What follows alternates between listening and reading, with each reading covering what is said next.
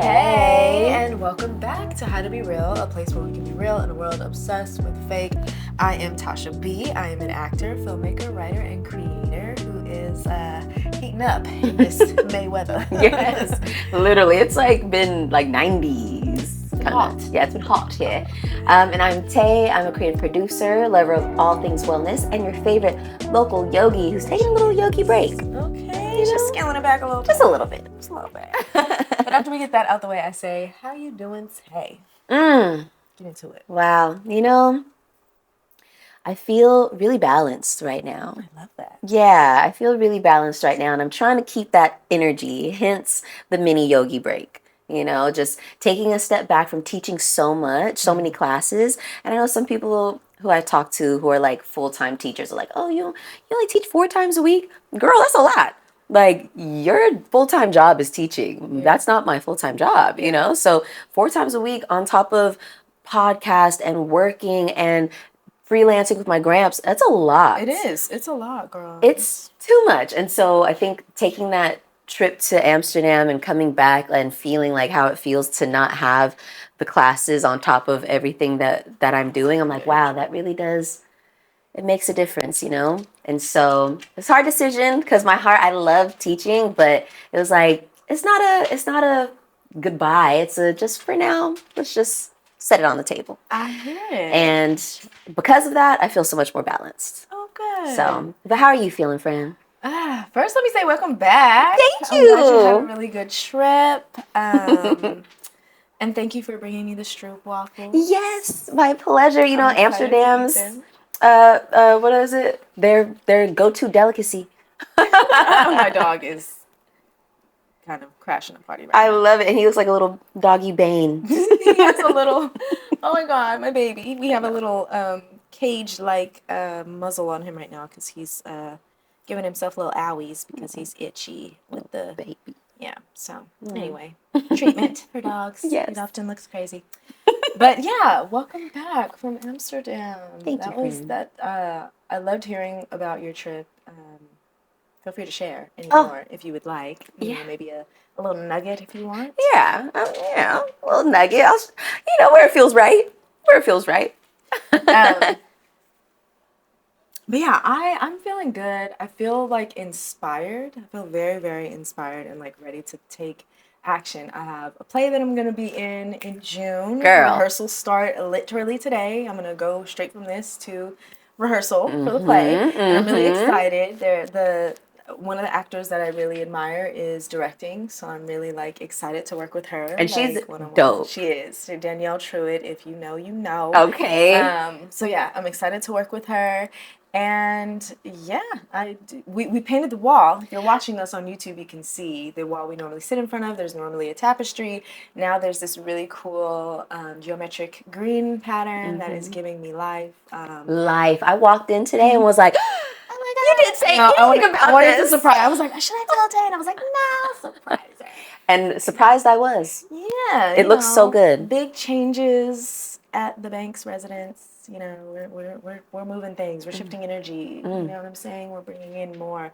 The cool thing about painting this wall, though, is funny. Me and Dale, we were talking about the intentions that we're putting with this wall, painting it green. And one of the things Dale was saying why he wanted green, he was like, yeah, we want to, green is the color of wealth and health, and we want to bring that energy into the home, bring that into our lives. And when I was talking to my therapist about painting the wall and how I was feeling about it, she was like, which direction is this wall facing? And it's facing southeast. And she was like, oh, that is the wall that rules over your financial stability. Shut and up. Stuff like that. So we were like, well, look at that. I was like, oh my God, look how aligned things are. And I've Truly. been really praying and, meditating on how to be more aligned. So I would say I feel embodied and aligned right now. I feel like the alignment is starting to align. Yes. The alignment is aligning. So I love that. Loving that. Tosh. And on top of all of that, it's it happened so organically too. Yeah. It was like you already had these kind of like an inkling of the colors that you wanted to, the direction you wanted to go, and it just was a confirmation, like you're in the right direction. It was literally, I had therapy that day. I told her that that's what I'm doing, and after therapy, that's exactly what I did. I came out here and we started doing it. Got to work. Very exciting things. Incredible.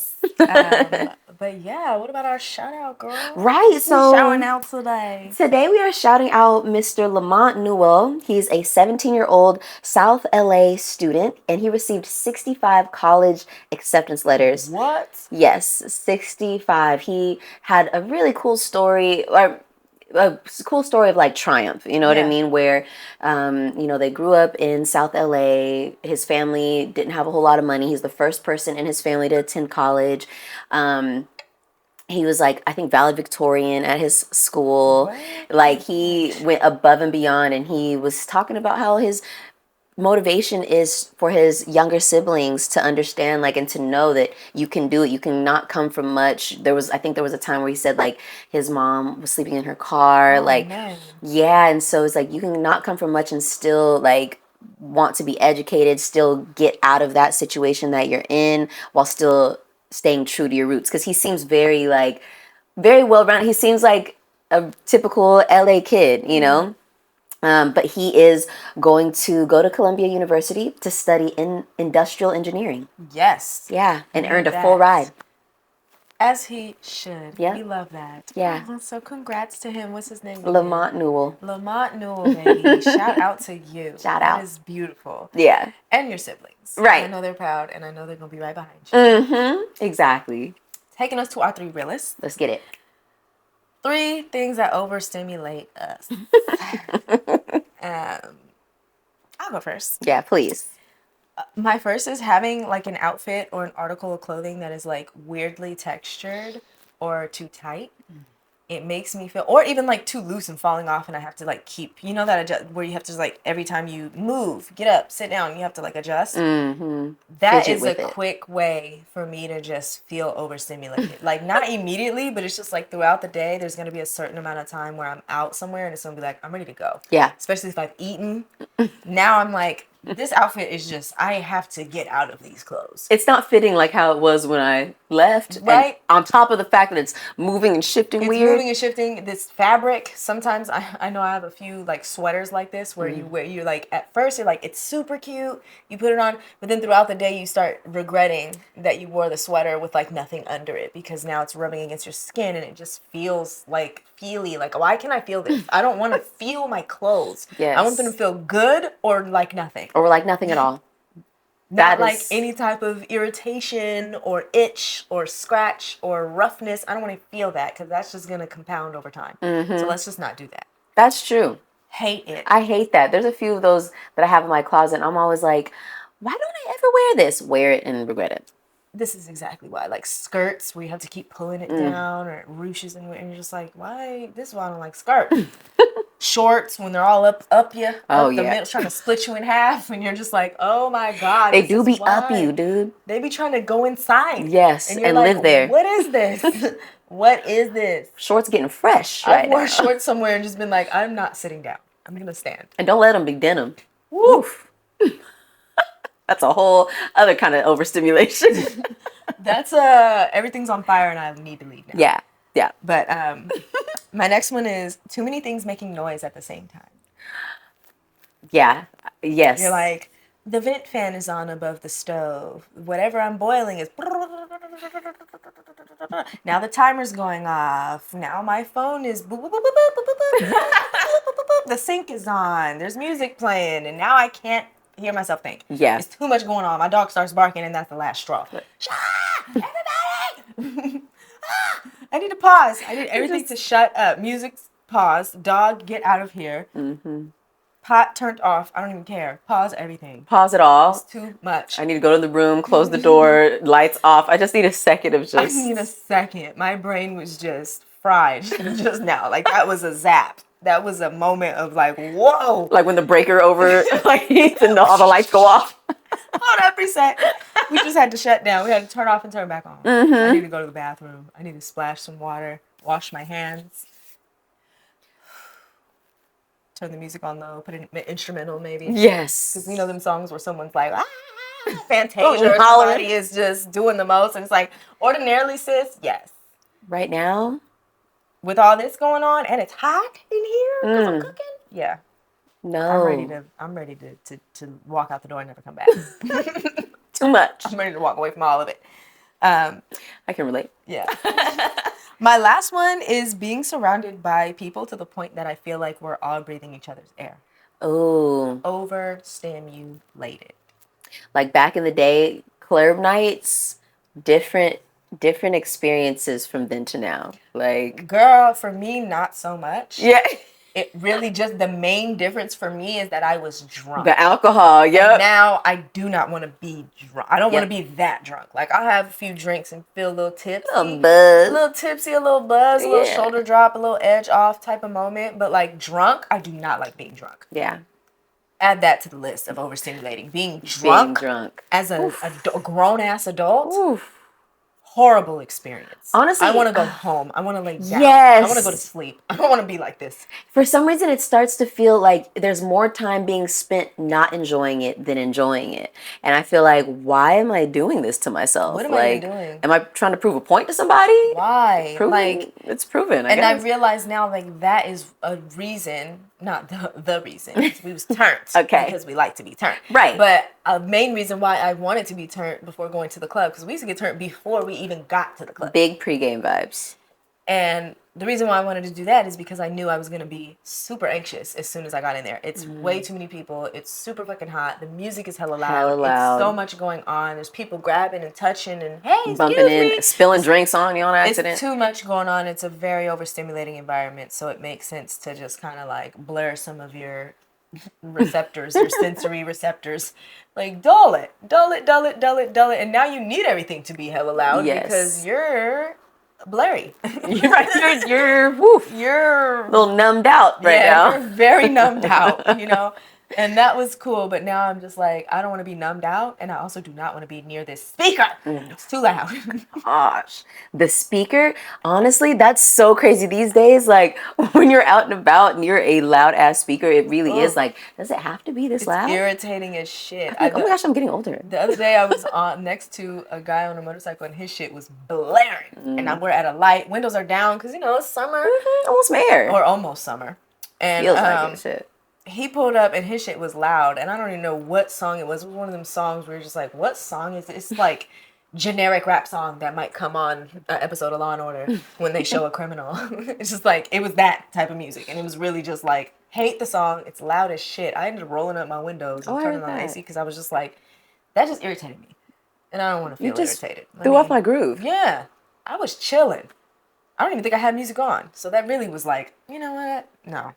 Motorcycle people always do that shit though too. Loud it's like music. I didn't force you to get a vehicle with no doors or ceiling or anything like that. Like, you're just blaring it out. You're just blaring it out. Right, literally. And beyond. And you can't hear shit because you're going on, you got that thick helmet on, you're on the freeway and shit. I'm like, how do you hear anything when you're driving a motorcycle? They could probably barely hear the song. Literally. It's that loud, and they could still probably barely hear it. They just hear the bass on their motorcycle. Getting attention, getting people move out the way, I get it. But also overstimulating. Bonus, things being stuck to the bottom of my feet. Oh, that's a good one. I hate it. I hate it so bad. It's so disgusting. Oh, that's a good one. That is that kid that, like, if there's stuff on I'm going to your rug. Yeah. I'm wiping my feet on it. Dead ass. I'm going to rub my feet off on the carpet and feel better. Get back to the hardwood. Mm-hmm. But yeah, that, hate it. That's a good bonus. That is a good bonus. I feel like one of mine, very much, speaking of the loudness, one of mine is trying to talk loudly in an already loud space.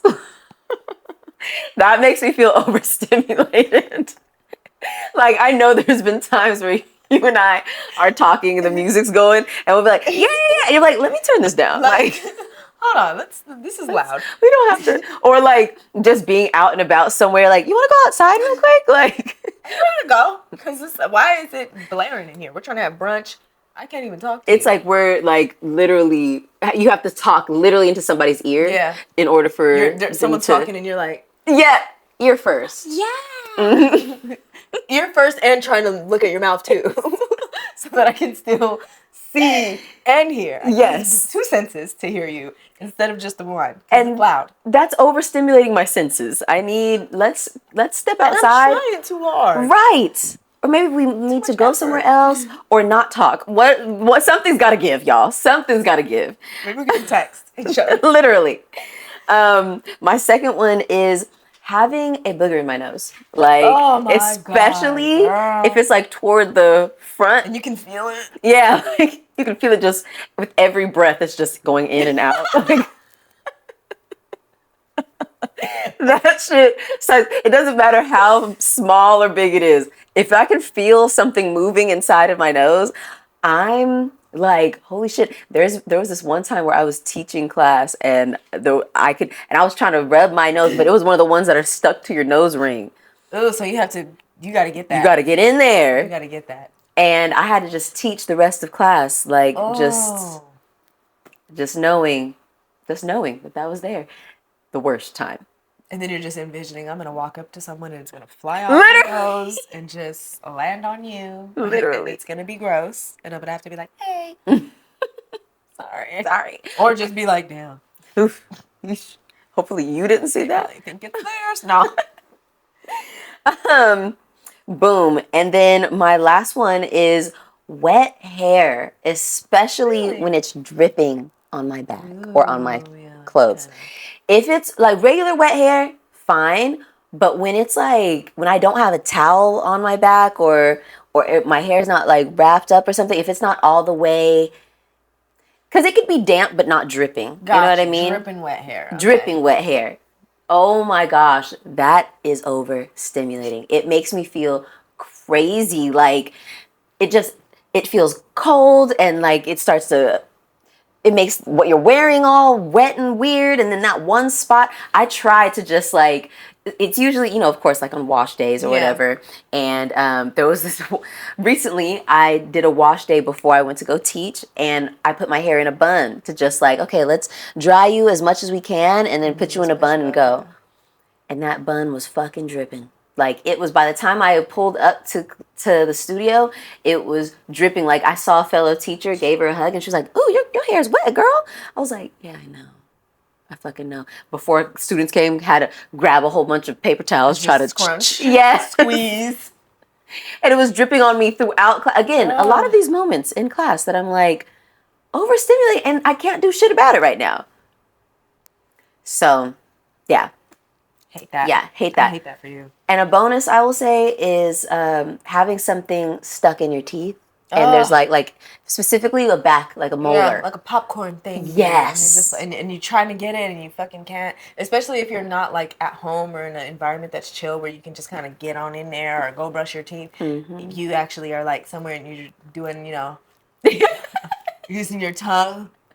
You're like, I promise I'm not a cokehead. Like, you do look like a little bit like distracted for sure. And yes. Your mouth is doing a little Chris Brown. Yeah. little jaw. Little jaw. You good, girl? Okay. I got a thing. And then it starts to get kind of sore back there. It's just too much. Hate it. Overstimulating. But yeah, let us know. What are some of yours? Right. To the weekly reel, we were talking about balancing the desire to be great with the anxiety of being judged. Personally, this came up for me like a week or two ago, and I was just talking about, obviously I am an actor. I like to perform.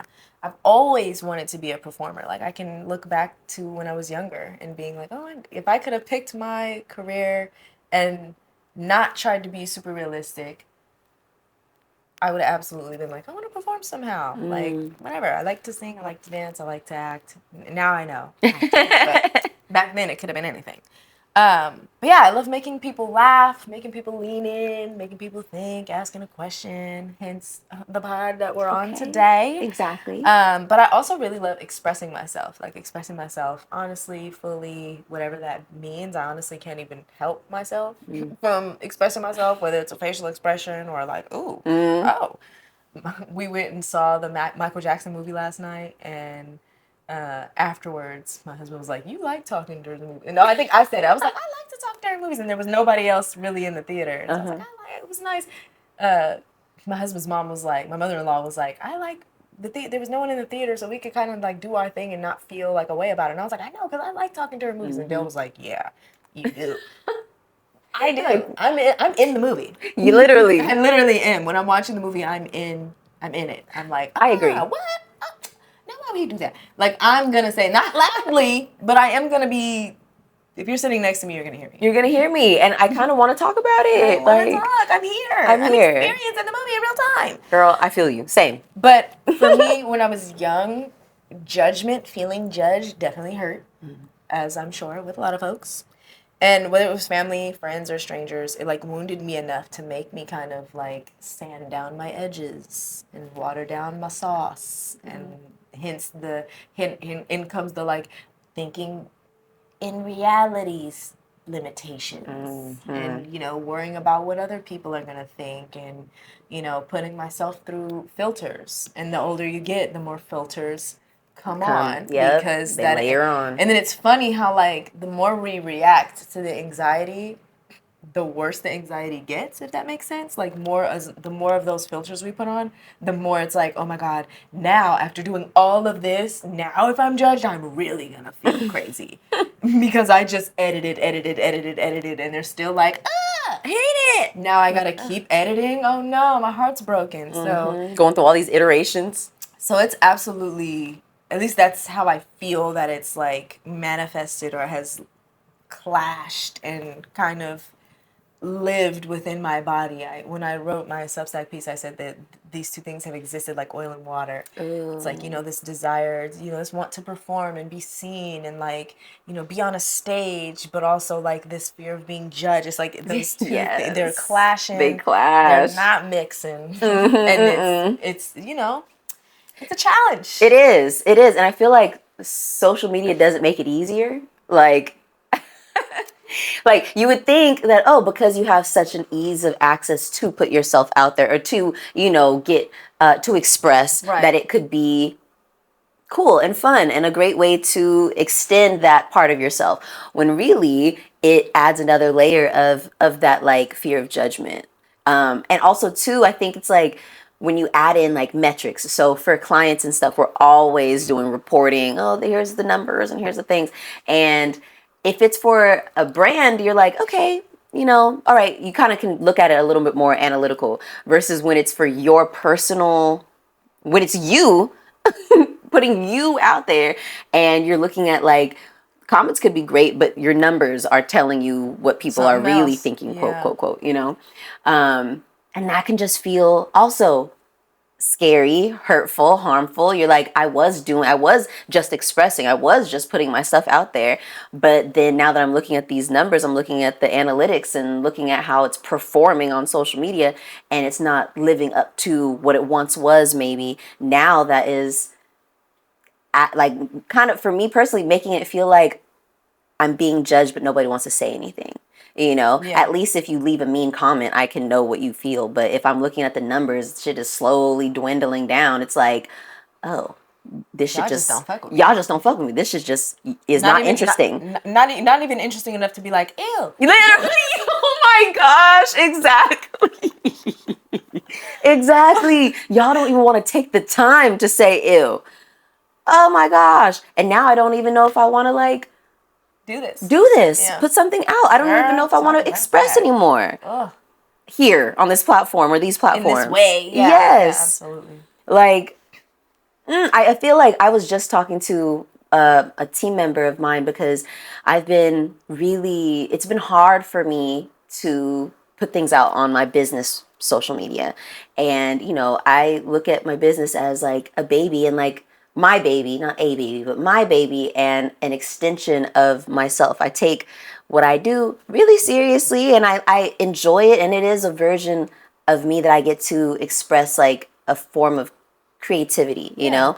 And my team member was like, why don't you post more over there? And I was like, well, you know, I don't really have my branding together. I don't really have my, you know, website together. I don't really have this and that. And I was like, but she was like, but you have like content, like you have stuff from what you did, right? Yeah. and jobs and stuff. I was like, yeah. She was like, well, just like put it out. it. Like, yeah, she's like, I know you know how to like whip a little something together, use a template or something like that and put it up out there. Like, it doesn't have to be amazing or like beautiful, perfect Polished, colors. yeah. You could just put it out there. And I'm like, easier said than done, right? Like mentally. Yeah. So it's definitely still something that, you know, there's definitely still that anxiety of being visible. Yeah. You know what I mean? Even though you want to be visible because it's going to bring in more eyeballs on Yeah. you, your business, what you do. But at the same time, it's like, what if you see it and it turns you away from what I do and what I'm doing? You know? Yeah. And the crazy thing about that is it could be polished, it could be put together, it could be the best thing that you've ever put out, and still somebody might be like, not for me. Yep. And I think that's the Yep. thing, you know, we people don't want to be seen trying. For some reason, that's such a gauche thing. It's like no one wants to be seen like, I'm trying to do this. But something that, you know, my Substack and even How to Be Real has shown me is like, it's okay to try. It's okay to let people see you trying something. And if it don't work, it don't work. Do something else. Pivot. Try it. You could always delete it if you really hate it. But honestly, something that I've posted on my Substack for 40 straight weeks. Oh my Every gosh. single week I put out just something, you know? And Huge accomplishment, by the way. you know, there are times where like, you know, I have one of my pieces has like almost 600 likes and 20 something comments and a whole bunch of restacks, and people are still, it's from either earlier this year or late last year, and people are still commenting and liking it. You know, it's still making its rounds. And then there are some where it's like 5 people liked it, you know? So it's like, but that didn't stop me. You know, in the beginning, it really was just 5 people liking it. You know what I mean? 2 of the people are my husband and my mom. So, and one of them is How to Be Real. Yeah. You. So it's like, yeah, it starts off like that. And then like, it kind of, when you take the pressure off of these things, it kind of makes it to where it almost doesn't matter whether it's 5 or 500. It really is just mattering, like you were saying, that I'm expressing and I'm just putting this out here. Yeah. Which is why earlier when I was like, I love to express myself, and maybe that's just the intention behind it. We're not here, you know, filming this podcast right now because we want 5,000 million people to listen. Yes, we do. Right. But also, that's not why we're doing it. Exactly. We're doing it because this is something, one, that we enjoy. 2, it's a space that we've curated that we absolutely love.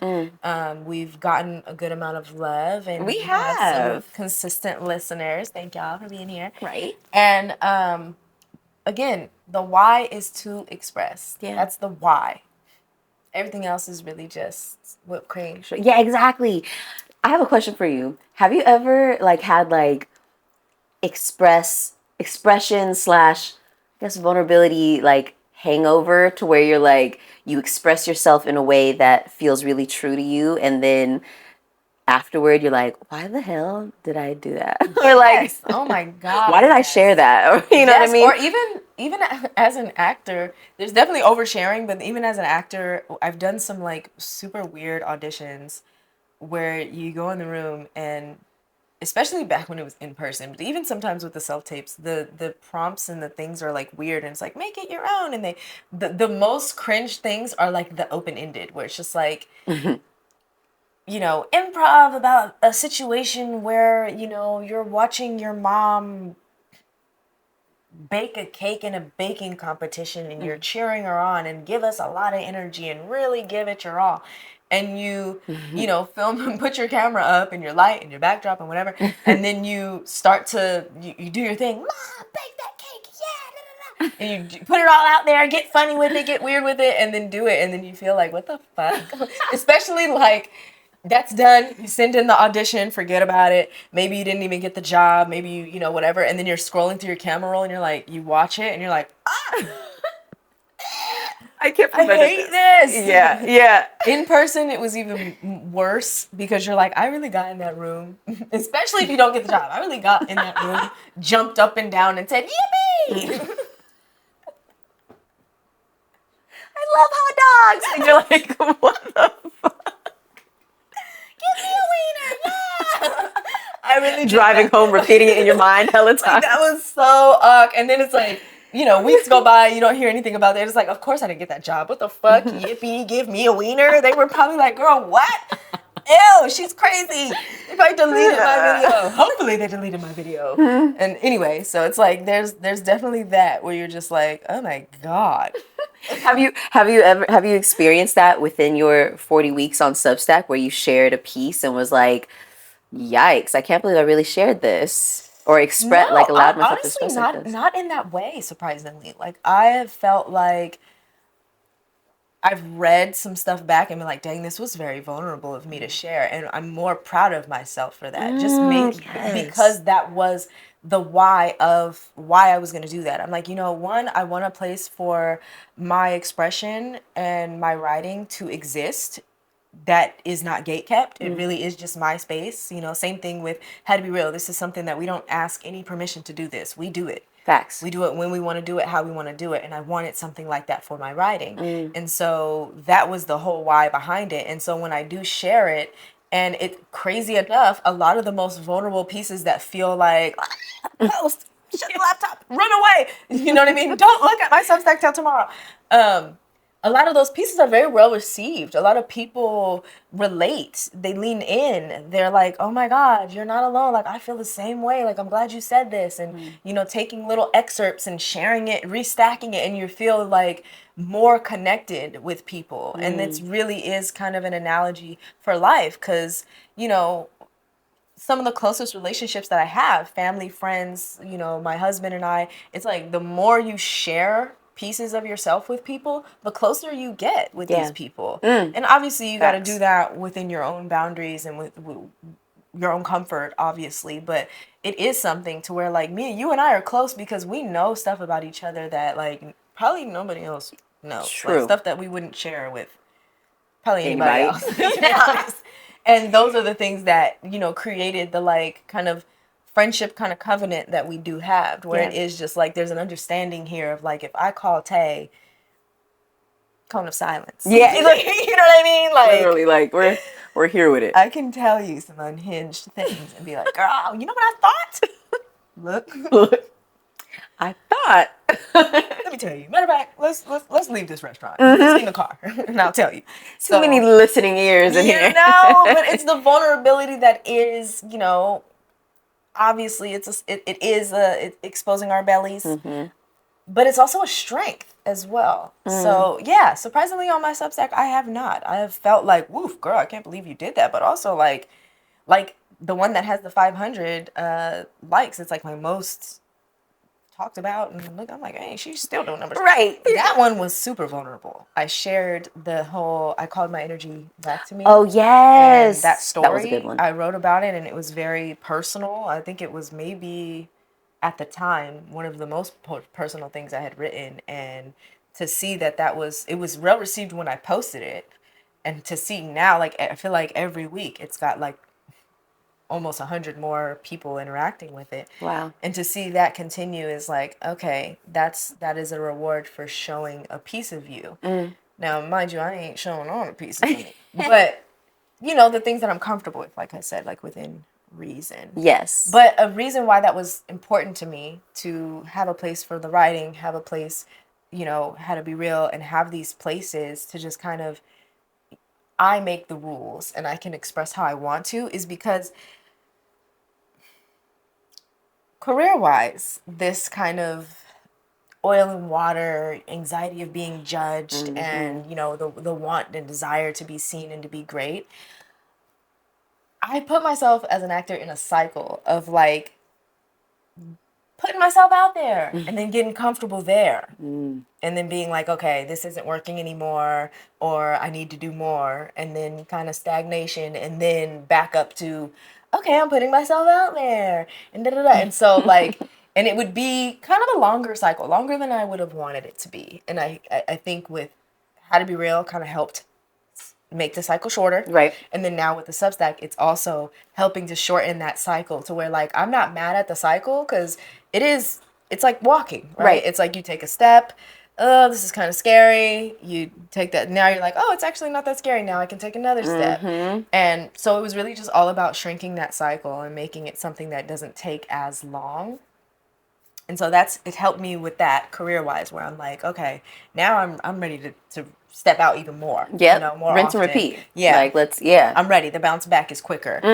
But in my personal life, the wanting to be seen and expressed, but also having anxiety with being judged, was like I would shrink myself. I mentioned it earlier, like watering down my sauce and shaving off all the edges, but I would just be less of myself and less and less and less and become more of like a chameleon.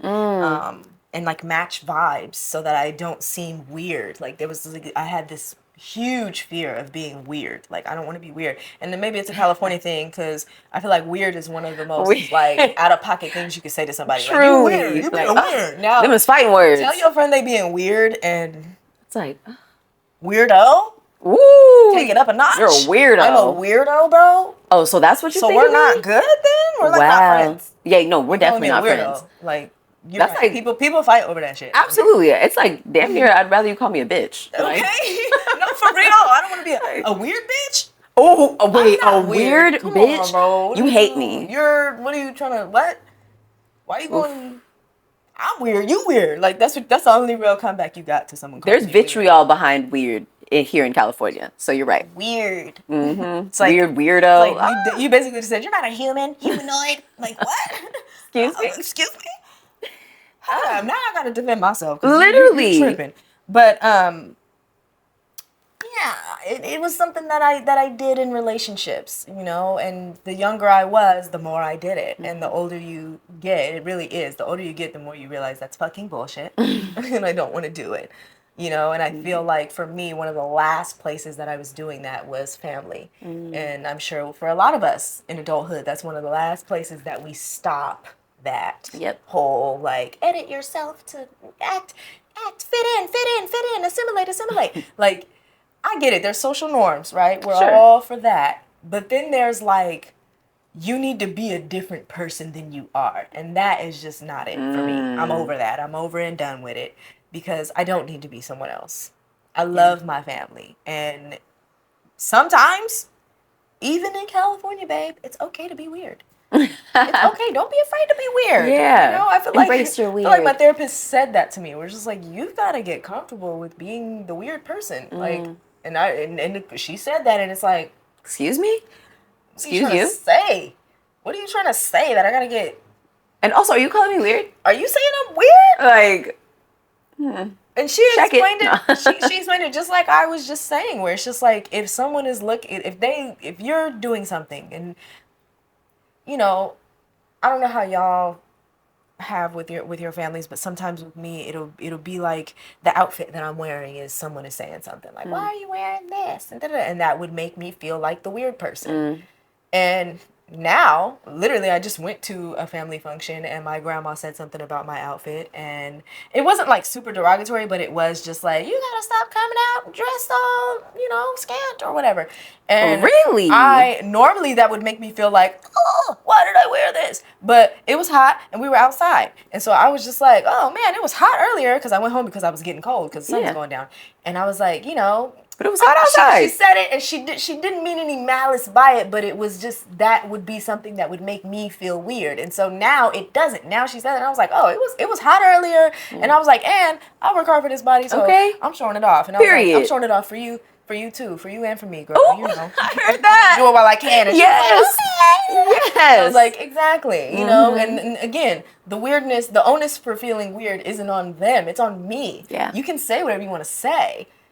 I don't have to be the weird person. Or I can tell myself, because sometimes it's hard to be like, that doesn't make you weird.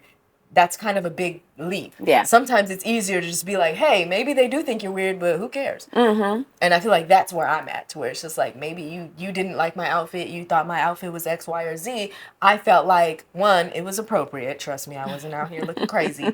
But it was just like, maybe you feel away. But I don't. I thought it was a cute outfit. I thought it was totally family friendly.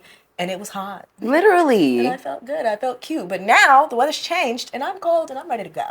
You know, Love you. I think what I love about this situation is that everything about that is rooted in like a sense of audacity. You know what I mean? Yeah. And I think in order to be great, you have to have a level of audacity. You do, girl. If you want to be known and seen and great at your craft and good at whatever it is that you are doing, whether that be being the greatest knitter, being the greatest gardener, being the, greatest actor, you know what I mean? From something small to something big, you have to be audacious. That's period. Like, and that does require embracing your weird. It does. That does require being yourself in every room that you walk into and doing the scary thing and being visible, you know what I mean? And facing those fears head on and just being like, you know what?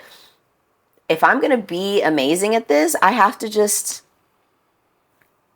I gotta just do it. I gotta do it. And I gotta be seen trying. Mm-hmm. Gotta be seen trying, for sure. I gotta be seen failing, too. There we go. Because that's something to where, like... Some of the stuff we're trying isn't gonna work. Mm-hmm. And I think the longer we sit here waiting for, like... I'm waiting for the time to come that the first thing that I try takes off and is great. You're gonna be waiting... forever. Yep. You're probably never going to do anything because that time is never going to come. Ever. We don't know. There's so much we don't know. We're human, babe. We don't know. Yeah. Try something. If it's a mistake, it's a mistake. Be like, oops, and keep going. As long as no one dies. Obviously. Right. There's no crimes committed because you will go to prison. Hopefully not a life or death situation. Okay, hopefully it's nothing crazy.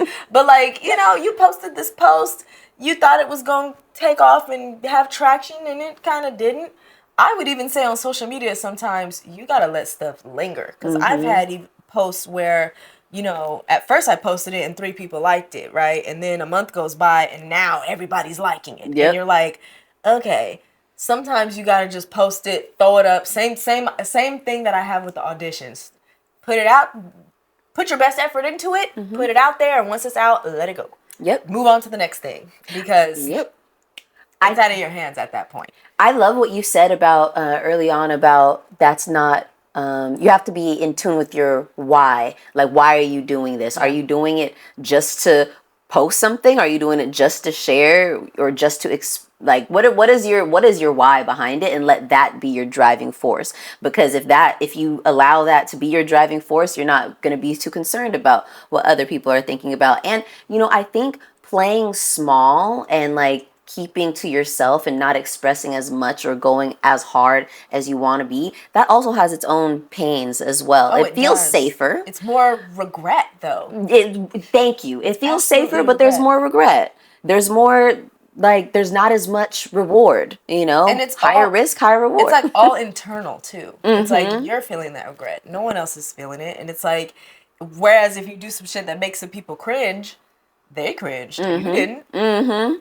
You don't have to cringe because they cringed. Literally. You don't have to adopt their ideology and their opinion. Their opinion is their opinion. Just like your opinion. You could, and for me, that's something that I worked on where it's just like, hey, I have a very opinionated family on both sides. So if they're going to share their opinion cannot outweigh mine. Ooh. Nobody's opinion can outweigh my opinion. You know what I mean? Maybe God's, because God is going to slap us down when something ain't working. But outside of that, no other person's opinion should be, trumping mine. That's not a thing. And then that was a thing for me. And now that I've kind of gotten out of that to where it's like, hey, somebody can really just be like, girl, this outfit is trash. And I can be like, well, I fuck with it. So, yeah, literally. Sorry you feel that way, girl. Right. I'm going to do it moving because I don't care. You're not wearing it. I'm not asking you to buy it, girl. I'm wearing it because I like it. So, that I'm look at you like you weird because that was weird. That is such a fucking bar. Like, I think right now I'm very much in a experiencing that where I'm like, I feel like when it comes to like work or a project or teaching, anything where it requires me to be public facing, I feel like I got that shit in the bag. You can't tell me shit. Right. Like I feel like I am down to be experimental and weird and also like boss bitch, and you know what I mean? Like I feel like I know what I'm doing. If I don't, I'm willing to pivot and learn and all the things, and I'm okay to do that publicly. Haven't gotten to the social media part yet, but I think that's more connected to personal. Yeah.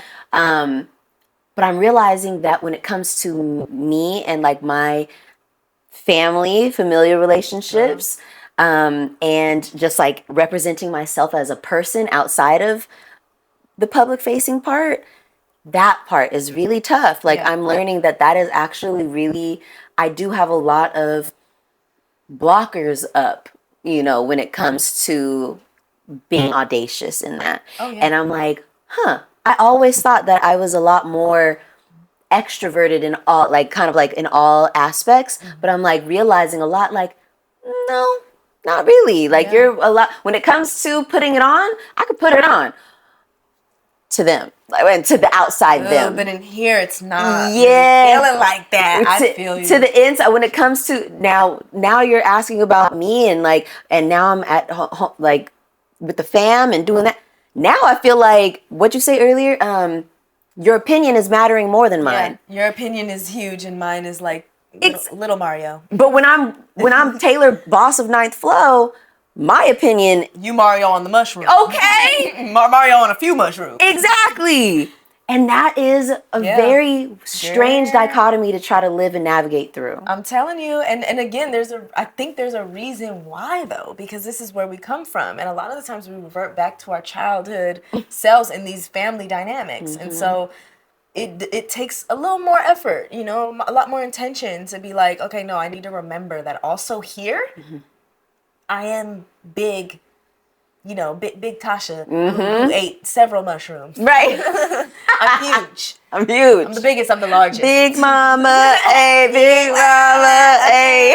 I am big up in here. Okay. And my opinion is the only one that matters when it comes to this body, this body, this life. You can think what you want. It's okay for you to have an opinion. Absolutely. Person, you're great. Sure. Love you. But also, when you comment on me, I have every single right to be like, you're wrong.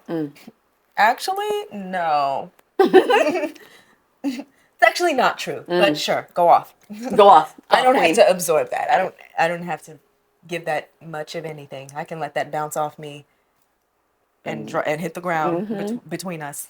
And I don't have to feel weird or awkward about saying that either, about vocalizing that. Like absolutely being like, And if that makes you feel weird because I didn't let it affect me, that's you. Then that's also you. Very much you. The same way I have to deal with my feelings and not being like, I'm weird and and not projecting onto others. That's you. And then it's so funny that once you get in control of that and not projecting how you feel onto someone else, and when someone else does that to you, it's so painfully fucking obvious that you start to feel bad for that person. Instead of, them projecting on you and you get mad and defensive and whatever, they'll project on you and just be like, oh, no. And then they walk away and you just feel like, oh, you're feeling. I'm glad you walked away with that though, because that's not mine. It's not mine. No. You know what I love about us getting into this part of it too, is that like, when we talk about being great, I know me, when I've said it, I've mentioned, whatever it is from like knitting to acting to whatever, career wise. But I think I want to take a moment to also say being great for you too. Like you just being a great fucking person. Like feeling great. Your greatest self. Like being a version of myself that I fucking love and am happy with. Because honestly, that is the ultimate, I feel, my ultimate goal in life is like, I'm feeling great within me. And I can appreciate a rainy day just as much as I can appreciate a sunny day. Because both of them days, guess who I am? Me. And I'm there with myself. And that is absolutely a great place to be. Yeah. And it takes work. And it's not a constant thing. You're not always going to feel that way. But the goal is to more often than not, right? To feel like that more often than you don't feel like that. And then know that on them days that you don't feel like that, you don't feel as... you don't feel so much despair. Because you know that it's like, this is probably just a bad day. Right. And that's okay. What do I need to do? Sometimes there's something you can do. Sometimes the only thing you can do is get through the day and go to bed. and pray to wake up tomorrow. Right. And that's all you can do, because this day is it's just gotten away. Yep. It's just one of them ones. We're considered this one is just a scratch. This one is just not mine. Okay. The enemy got me this time. It's one for you. Okay. But we're gonna make sure it's not two. Okay. I gotta regroup for tomorrow. Thank you. That's literally the why. I know one thing that I will say about, kind of being in the work of achieving some balance and finding this balance and what it feels like to me, that has helped. I can look at these things and kind of not see, this anxiety of being judged or this shrinking as an all bad thing, right? Because something that it helps is situational awareness, knowing how to read a room, knowing how to catch vibes from people. It really helps to have some discernment. For sure. It teaches discernment to where, like, all that really needs to change is the choice you're making. If you can feel someone projecting onto you and saying, oh, your outfit, and you can feel that. Mm-hmm. And instead of reacting to it and letting it do whatever it's doing, be aware of what's going on and be like, oh yeah, I don't like this, so I'm just gonna not do that. The energy that I'm feeling leave my body towards this situation, let's stop that. Yeah. Let's stop that. And then what do I need to say? What do I need to do? Maybe I just need to walk away. And I'm going to go ahead and do that. Maybe it's time to leave this whole entire event entirely. Maybe this is it. I'm done. I'm ready to go. My stomach hurts. Bye, guys. And that's what I need to do. But either way, or maybe I do need to confront this person and be like, hey, please don't talk about my body. Mm-hmm. Oh. Thank you. I don't like that. Please don't do that. And sometimes, and all of those things are right. As long as they feel right. If that's what you're feeling, all of that is valid. You have every right to say that. And so I say that to say, like, learning where that is, where that's happening and when it's happening is information, valuable information. Yeah. And, again, I'm a really, really huge proponent of not trying to completely change our way of thinking, at least at first. It's a gradual thing. It's something where you can say, don't, kill that thought entirely, because that's going to take, how is that? And that's not realistic. How do you even do that? Yeah, that's not realistic. For me, it's very much, don't kill the thought entirely, work with the thought. Mm-hmm. What is this thought? Spend time with the thought. Don't react to the thought. That's the first one. And then spend that time. What information are you getting from here? Literally. Maybe you fucking hate this person, and the next time they invite you to something, you're just not going to text back. Right. Maybe you delete their number. You get the text, it's a stranger, and you don't even respond. Maybe that's it. But it's like, this is information that you can totally act on and work with. Absolutely. I feel like that is such a big thing that I learned in yoga too, like something that I started also sharing in classes as well, as like, I think there's a common misconception when practicing. I think also in meditation, it's a common misconception that you're supposed to stop all thinking. Like, you're supposed to just shut down all thoughts and sit there and try not to think. That is not it. It's like, that's so hard to do. That's so hard to do. Just stop thinking. Yeah, thanks, bitch. I think I would do that if I could. Like, especially because thoughts are a lot of times autonomous. Like, our brain is just going. Yes. And it's like, it's not about stopping all thoughts. It's about allowing the thoughts to come and pass. Let them like come the ocean waves, and pass. Bro. Like the ocean waves. And within those coming and passing moments, finding one, acknowledging the thought. Hey, thought, I hear you, I see you, and letting it pass. Because you ever get in, whether it's in meditation or not, but where you have a thought that you hella don't want to have, and it's because you don't want it for some reason, it just sticks on repeat in a loop. And because you're fighting it, you're like, no, stop. And it's like, nope, I'm here. But as soon as you kind of get into you know what, I'm gonna just let it. Just come on to me. And it's like, as soon as you let it, it goes away right after you let it come. And it's like, damn, I've been fighting this thought for so long.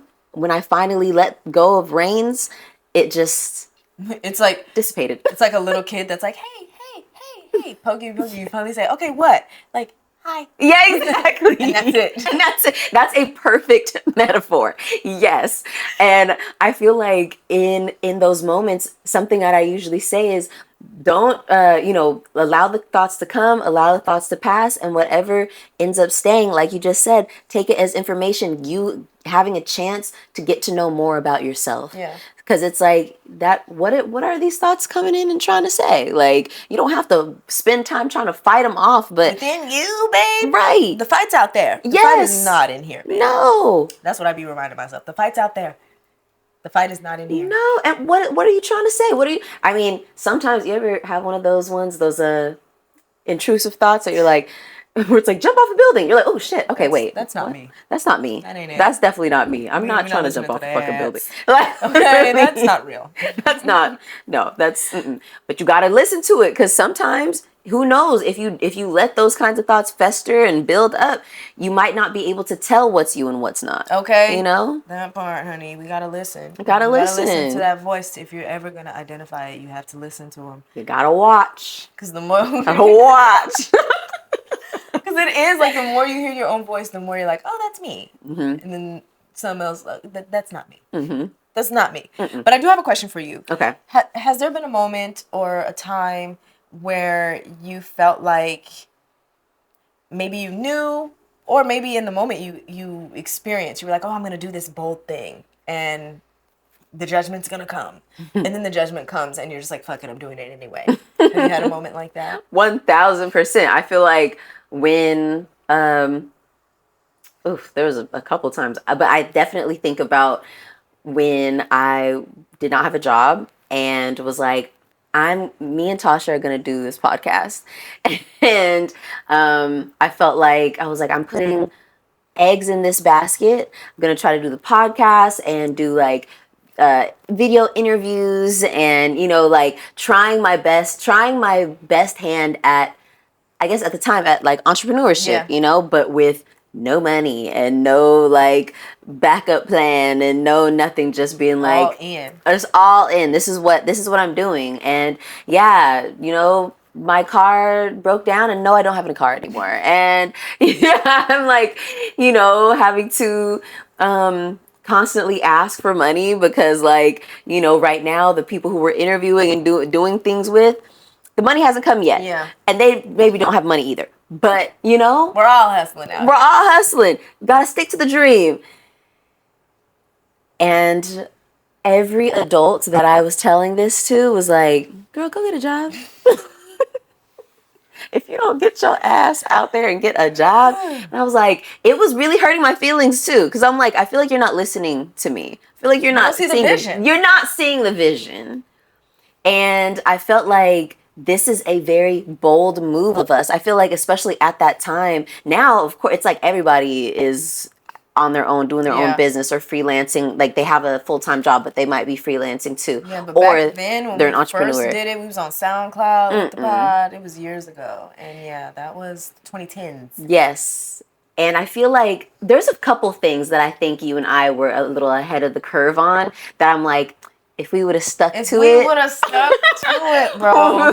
Things could be different. But I think that that's even more of a confirmation of the steps we're taking now, to be like, okay, like how I was telling you off pod about like the group walks and stuff like that. I was like, I feel like we've been talking about that a lot. Any hoops. I think that back then, entrepreneur life was still taboo for it definitely, especially age. For our like elders, like our aunts, our moms, and everybody was just kind of like, okay, girl, we need to see a pay stub. Right, like, okay, so do that. Why can't you do that and work? And it's like, I mean, I guess I could, but I just remember you and I having conversations where it's like, we want to put all of our energy into this. Like, we can make some shit shake. Like, this is what we're doing. This is our job, And I remember feeling like really, like having my feelings hurt more than a few times, like trying to, put myself out there, because it was like, again, like our baby. It's like you showing somebody your newborn and then calling it ugly. Yeah. And you're like, how dare you? Exactly. Hell yeah. And so, yeah, I think that was definitely a time that stands out, that I was like, especially too, just around that time when we were both like, had to call it, we were like, well, think it is time we need to. Money is low. Money is low. And then it's like, or we're working so much that we don't have time. Yeah, it's a whole thing. It was a whole thing. And so I think making that pivot also, because I remember like being like, okay, well now we're not doing that. And I feel like I don't like what I'm doing because I'm just doing a regular kind of job. It's not nothing that is bringing me joy. I feel like it's another thing that's making me feel pulled down.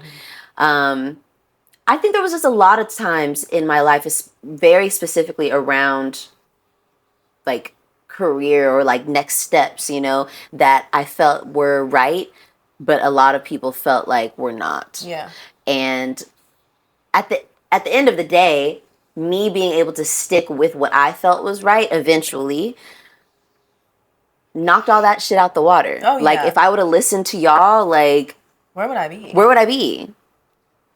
I'm glad I stuck with the bold move, even though it felt scary, even though it felt like, what if I don't make it? What if something goes wrong, you know? But I think I had been through the how to be real portion. I think college, me coming back from college was like the first experience, but then how to be real portion after that was another experience that let me know like, okay, I've been through this before, 2 big times of 2 like things that were high stakes in my world that just did not end up, people were poo-pooing and did not end up working out. And I had to kind of feel like I went with my tail tucked in between my legs. Like, yeah, I'm not doing that anymore right now. And people are like, oh, good. So what are you doing now? And just feeling like, fuck, why are you? Middle finger. Right. And then the third time when I went and was doing like stuff with like the mashup, like the blogs and like writing with like the Sacramento News and Review and stuff. And people were still looking at it like, girl, when are you going to get something that pays good? Like, okay, great. At least that pays a little. But when are you going to get something that pays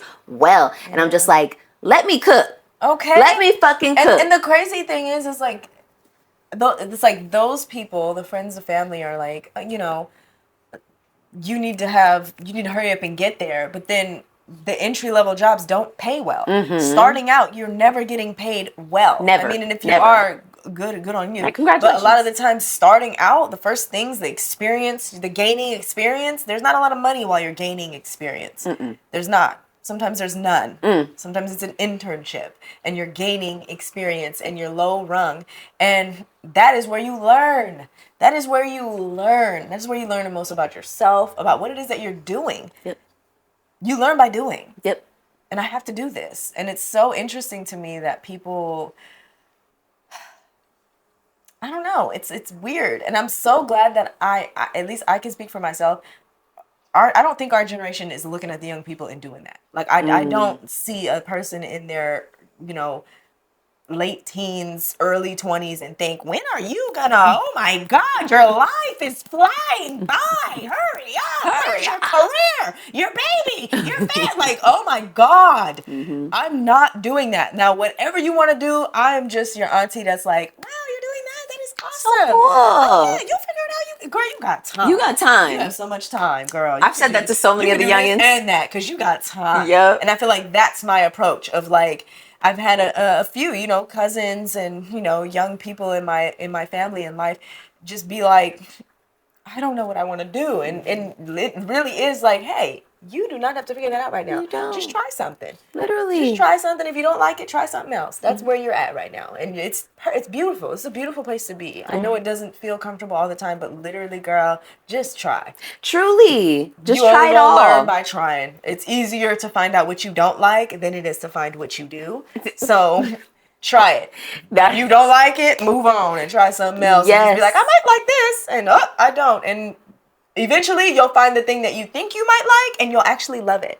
And then you go with that. And then that way, it's not like hanging over you, like in regret, like, if I would have went to nursing, then, versus if you try nursing and you find out you hated it, then at least you'll be like, okay, I tried it and I knew it wasn't for me. So I won't have any regrets afterward. Like my little brother, he just told me the other day, like, I am really, the times where I start feeling super nervous about what I'm going to do in like, basically like that my life's not moving in the way that I want it to, or it's going too slow, or I need to pivot, or when I start feeling overwhelmed, I'm so happy that I have a big sister like that is I'm 8 years older than him. That is as much older than me as you, because I look at your life and I'm like, oh, she's good. Like I remember seeing you in all your stages, and I saw like what that looked like, and I can like look at you and be like, okay, at 34, life can still be good. Life can be good. I can still be trying to figure things out, but still like, I'm going to end up okay. Yeah, you know? you'll have footing. Yes. You'll be okay, babe. You'll be okay. Because the experience is always it can all go on the resume, babe. It can all go on the resume. Yeah. It really is just like, I've tried this, I've tried that. And honestly, I feel the same as you, where you look back and you're just like, I'm so glad I tried all of those things, because I know that ain't for me. And I will say that a big way that I'm balancing the whole, desire to be seen in this fear of judgment is getting out of survival mode and slowing shit down. Girl, slow it down. Again, the us telling these younger people, people 8 years, 10 years younger than us, like, you have time. I wish I would have had somebody to tell me that, and I could have gotten to this place younger. But I'm here now, and I'm so thankful to have slowed things down, because it allows us to move from a more embodied place. Like, it allows us to really make decisions instead of reactions to life. You're not thinking about things that are external from you. What are they going to think? What are they going to say? Oh, so-and-so thinks I should do that. It silences that, and in here, it's calm. Yeah. And it's something where, like we were saying earlier, there's a lot of information in there, and I can take my time and sit with it and then make a choice. And not feel like I have to knee-jerk to everything. Because I feel like I was knee-jerking in my 20s. Oh, yeah. Big time. Slowed it down on the end at the late 20s. Last 3 years of my 20s, I feel like I was beginning to slow that shit down. But the rest of them years, girl, it was react. React to them, react to that, react to what did they say? React to something that was said when I was a kid. Like, I was just reacting. Yeah. And now, being in my 30s, I do realize there's a lot more like, hold on, wait a minute. Stop everything. I need to think about this. You know what I mean? I feel like I'm saying that more often. Like, wait, let me think. You ever been like actively working on something? Maybe it's an email, maybe it's, a project or whatever it is. And you're like, I don't need to do this right now. Yes. Like, I literally, what the heck? Free will's a thing. Who knew? I could absolutely take a break, go make myself something to eat, watch an episode of my favorite show, and then come back to it. And a lot of the times that's exactly what needs to happen. Because what the hell? So, what's the urgency around it? Like, letting go of that survival mode is a big way of achieving that balance. And I feel like something I'll also add to achieving the balance is like, there's something that you might be holding on to right now that scares the daylights out of you. Yeah. You know what I mean? And I think that as a recovering anxiety girly, something that always hits is doing that thing. Like, what is the thing that you're like the most deeply, if you can get close to doing that, just like do it. Trying to do it without thinking about it too much, because once you do the thing that you've been so scared of doing, it's like, oh, it wasn't that bad. It's like damn near the anticipation of doing the thing is scarier than actually doing the thing. Hell like, yeah, it's like being at the pool and like trying to dip your body and get in all slow, but if you just jump in, it's like, oh, it really isn't. It's not that cold. It's not a little cold, but it ain't that bad. Yep. Now that I'm in. Yep. But you're right. It's like standing on the edge. It's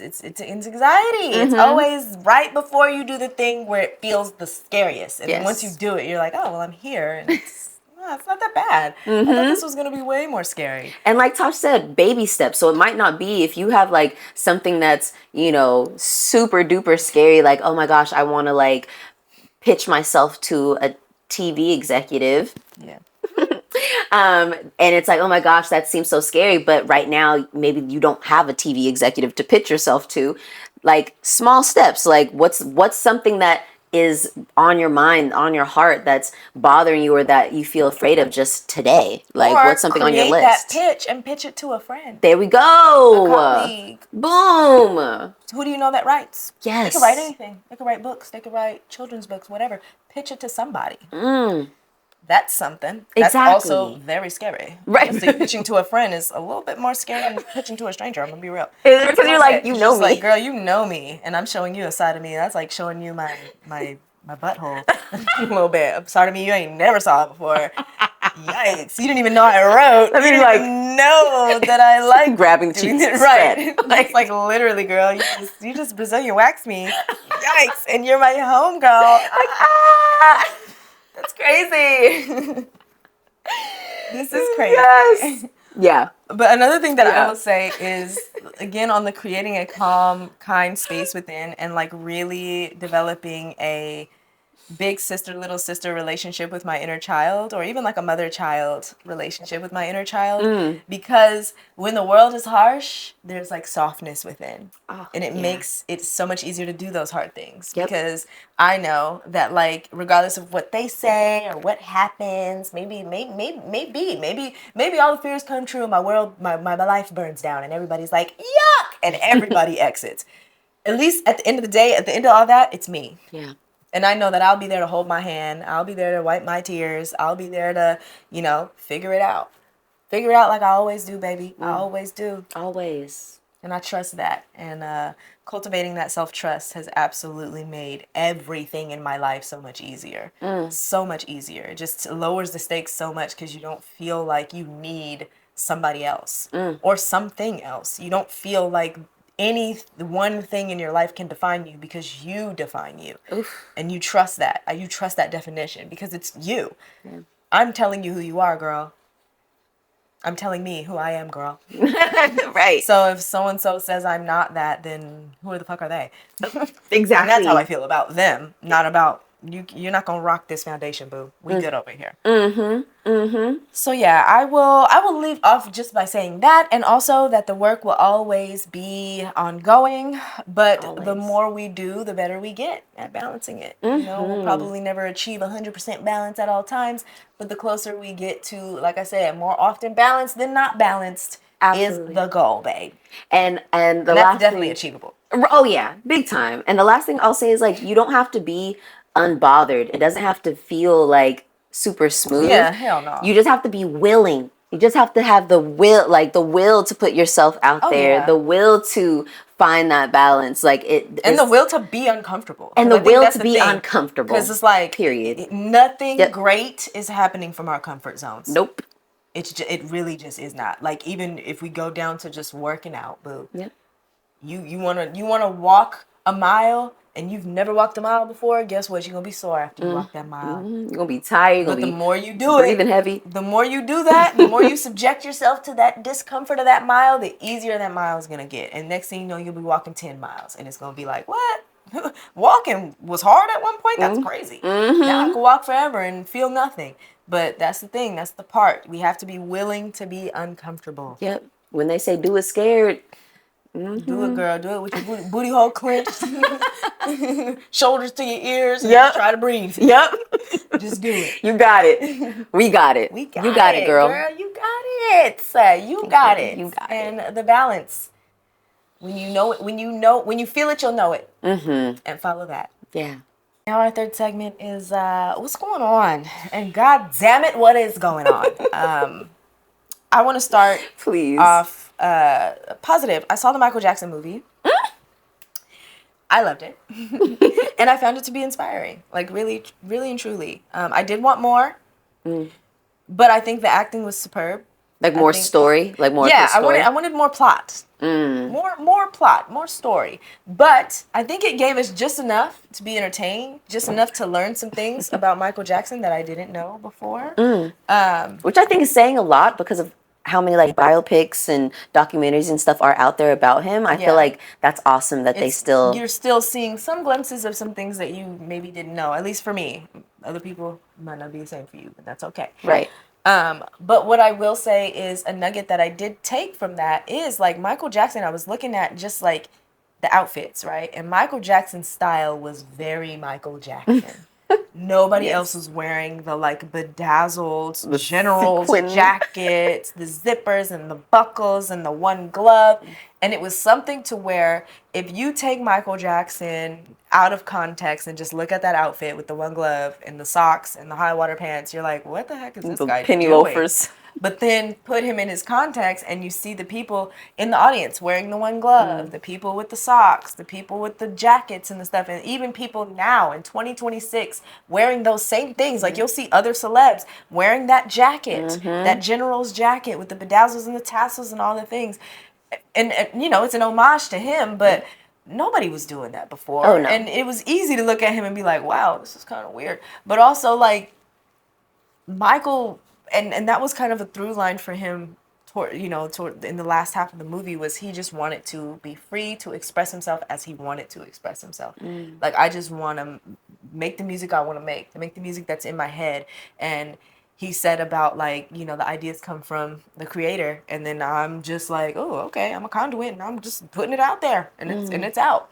And Wow. it's that I took from that of like, okay, again, what I said about like being the weird person. And it's so funny that like there's so many examples of that, not just Michael Jackson, but there's so many examples of like earlier what you were saying. You're telling somebody something and they're looking like you're weird. But Yeah. then you put the stuff out and everybody loves it. I think about some of my favorite freaking, you know, filmmakers. These ideas are probably weird. Think about Jordan Peele writing Get Out. That was like no one's ever. It's weird. I'm sure a lot of people read it and was like, okay, this is would be a good, good but it's also skit, but not a like good kind of movie. weird. You know what I mean? He Yeah. probably got a bunch of who knows mixed bag of reviews on the movie, but he stuck with it, and now it is weird, but it's weird in a way that's like, this is great. Yeah. This is super great. Like, Good your weird. mind, bro? Whoa, we got to look in there and act this crazy fucking place, and I love this. So, you know, that, and some of my favorite artists, that's the thing, to where it's like, it's gonna be weird. Get a at little first. funky. Get a little strange. It's gonna be weird at first, but babe, they all gonna see. Most things that have never been done before are going to be considered kind of weird at first. Yep. So, Just do it. Just do it. Literally, Nike. Right. They had something with that. They ate They with that. did. Just do it. Just do it. Okay. Keeping it on media. Keeping it a little light on media. The Kehlani album came out, and I really like it. Yeah. Like, I really enjoyed it. I'm not always a huge fan of her albums, but she always has, most of the time, always has at least one song from a project that I enjoy. That's like, this is the one. Yeah, exactly. Yeah. Like, I really like, or like features that she has on other people's albums. I realize that I enjoy most of her like songs with features on them, and that is very true for this album as well. I ended up adding 8 songs from her album, including Folded, which of course, because but like, But no, just tripped. but they were all like feature songs, and she had one with Usher, with Brandy, with Missy Elliott, with Big Sean, which I actually really love. It's a little freaky song with Big Sean, and you know, boy, he's like solid feature. But my favorite one is with her and Leon Thomas, called Sweet Nothings. Really enjoy it. So I felt like it was nice. I feel like I've heard a lot of people say, oh, you know, she's gonna get like R&B album of the year, but you know, we'll see, because I am waiting for Duran Bernard's album to drop. Yeah. And I'm like, that's gonna be a drop. Yes. He already has a single, Am I Okay? Have you listened to that? I haven't. Oh, that I really like. I should listen to it because I love Duran. Yeah, that one I really like too. It's very different. It's very vulnerable. Speaking of vulnerability, like talking about like his mental health and things like that. And but you know, he loves his runs and all the things. So, anyways, but if she did get R&B album of the year, I know it's somewhat early-ish, I wouldn't be mad at it. Yeah, you know what I mean. So we'll see. Check it out, Kehlani. What's Kehlani's album called? That is a good question. I feel like I should find that out, because I'm like, I don't know. But I have it. I have it right here. Let's see. It is called... Is it just called Kehlani? Yeah, it's just called Kehlani. Called Kehlani? Yeah. I love that for you, girl. Come on out. Period. Come on out. Because Folded put her on in a place that she's never been. And I love that. You know what I mean? Because she's been around for a while. Yeah. And that's super inspiring to see somebody that has been doing their thing. She's a perfect example of that. Because she was on like American Idol, was it? Or Talent Search, America's Got Talent. Mm-hmm. And, you know, she was real young when that came out. Yeah. And she's been been little Bruno Mars fucking to her art ever since. for Folded to be her thing that launched her to like now everybody knows who Kehlani is to where your album's called Kehlani. I'm not mad at you at all for that. Get it, girl. Do your thing. And from Oakland too, California girl. Yes. Oh, we love that. NorCal. Right. Pivoting to this Kevin Hart BS. Yeah, let's get into it. So first I want to talk about Kevin Hart had this comedy competition called Funny AF with Kevin Hart. Great show. Okay. Loved it. Funny comedians. And it's all about putting on the next comedian. And they all competed, did different like challenges, found some really funny people. One of the people was from Sacramento. He made it kind of far. And loved the winner. Shout out to, what is his name? Ron something. Dude with an afro, he won. Oh. Very funny guy. Funny enough, Dell and I had watched, one of Dell's homies had sent him, he was like, oh, this comedian is really funny. And so we watched his stand-up, a stand-up that he had. It was like, I think it was on Amazon Prime. And we were like, he's funny. And then we watched that Kevin Hart, and he was on there. We were like, oh, shit, we rooting for you, Ron. And he did great. He was great. But there were some really great people on there. Usama was super funny, too.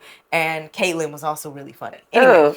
Funny people, funny show. If you like stand-up comedy, check it out. I need to watch that. And I thought it was really dope that Kevin Hart was putting on these other comedians because, you know, he has such a big platform. Right. And to put on all of these young people, and try to, like, catapult people and give people some shine and share that spotlight was really dope. I loved the idea of that. And then literally right as that ends... he does this roast of Kevin Hart. And didn't watch the whole thing, disclaimer.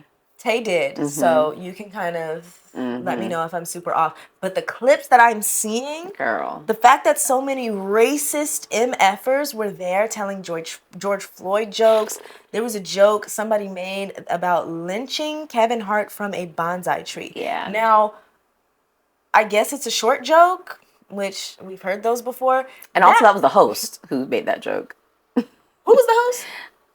That white dude. Was it Shane Gillis? Yes. Oh. Yes, Shane Gillis, yeah. Very much. There was a lot of clips of Regina Hall. Oh, yeah, Regina Hall. Looking how she was looking in that audience. Yeah. Where it was just like, yikes. You could tell she was not enjoying some of those jokes. And what I did love is that nobody got on Regina's line. Like, nobody was, everyone else on that stage was getting roasted to filth except Regina Hall. Like, everyone would say, and then Regina Hall, I'm just going to skip. And then, or they'd be like, oh, and Regina Hall, you know. But the host ended up saying, you know, Regina Hall, she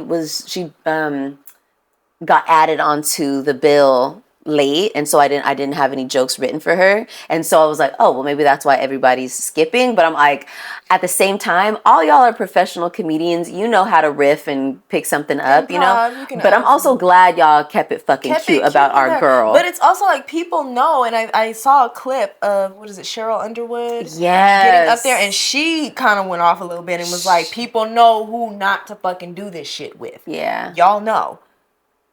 And Kevin Hart proved to me, because I'm watching, and the thing, it was like, it wasn't the fact that these white comedians are telling these racist jokes. It's that they're panning to Kevin Hart, and Kevin Hart is in tears. In tears. Why? That's the part for me that's like, I'm losing respect for you, bro. Just as I was starting to gain a little bit, you ticked it back down, and I realized that you are not for us. Yeah. You are for them. I don't know what the fuck you're for, to be honest. And I don't even... He's for them, Tay. He's for money. He's for these people. He is a sellout. Everything Cat Williams was saying about that brother is the truth. Yeah. You are a coon. That is what you'll do. Like, it's all about the money. You'll bend over for these motherfuckers if they ask you to. Yep. If the price is right, you'll bend right the hell over. And, you know, there's no respect there. And it's funny that Cat Williams was like... why you would invite me when we're enemies? Right. Like, it's so funny to me. It's just like, No, I don't right. like you. And everybody was like, oh, I think Cat Williams and Kevin Hart squash their beef on stage. I watched it. They fucking It did. didn't And then I feel think like Kevin a Hart kind of squash. took it back. And then he was like, I had to shake his hand, but fuck Cat Williams. You know what I mean? Like, it was really, Yeah. and it could have been a joke, but also, like, I don't think Cat Williams was joking. Yeah, it was just, no. Cat Williams definitely, that's a part of his shtick too. It's like, there's some truth in there. Yeah. And I agree. I feel like you letting all these people make these racist jokes.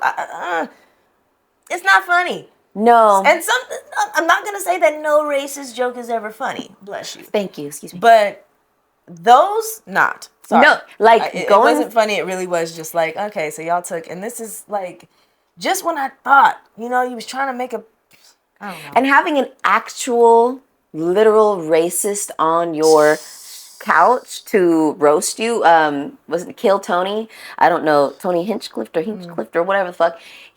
And the crazy part is, even the white boy, Shane Gillis, was making jokes. Like, he was like, no, he's literally a racist. Like, and his humor is very like dry kind of humor, and he was like, y'all are laughing, but I'm serious. Like, he is a racist. Like, yeah.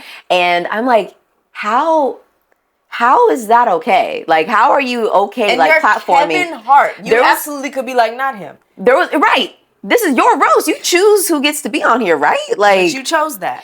And there was a joke where he, like, I forgot who said it, but like they said to Tony, like, oh, you look like one of those.